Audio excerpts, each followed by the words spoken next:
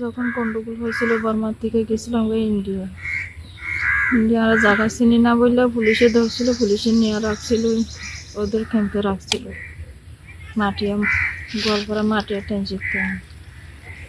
ওখানে 2 বছর ছিলাম। 2 বছর পরে আমাদেরকে একদিন বললো বাইর করে আনিয়ে গাড়ি করে 2-3 ঘন্টা চালাইয়া এক জায়গায় আনি রাত্রে আমাদেরকে চোখ বন্ধা আনিয়ে হাঁটাই আমরা 2-3 ঘন্টা হাঁটছি। হাঁটার পরে বলছে তোমরা যাও।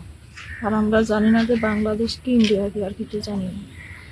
আমরা অনেক কষ্ট পাইছি, আমাদেরকে আর কষ্ট দিও না, যে আমাদেরকে ফারো যদি আপনারা করতে পারেন ক্যাম্পার রোহিঙ্গার কাছে পাঠিয়ে দেন। এনারা কি হন?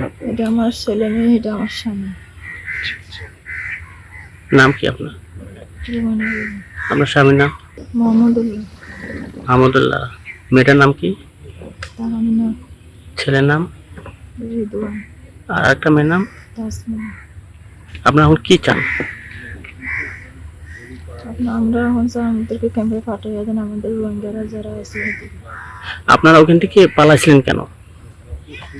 দেশে গন্ডগোল হয়েছে, বড্ডি ছাড়া আর্মিরা আমাদেরকে মারতে আসে, ঘরবাড়ি জ্বালাই দিচ্ছে, যান বাঁচাবার জন্য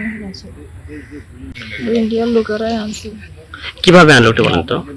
গাড়ি করে আনছে, গাড়ি করে আনার পরে চোখ বাঁধি ফেলাই, চোখ বাঁধার পরে হাঁটবার দিচ্ছে। আমরা হাঁটতে বাজে হয়েছে তোমরা ওদিকে চলে যাও, ওরকম হয়েছে। আমরা চলিয়ে চলতে রয়েছি, হাঁটতে রয়েছি, সারা রাতক্ষণ হাঁটছি। তারপরে সকাল হয়েছে, সকাল হয়ে আমরা লোকজন নামাজ পড়ি বাইরে এসে তারা খোলাম খারাপ হয়েছে। বাদে এই যে সারেরদেরকে দিয়ে দিচ্ছে, সারেরা পাইছে, সারেরা নিয়ে আসছে।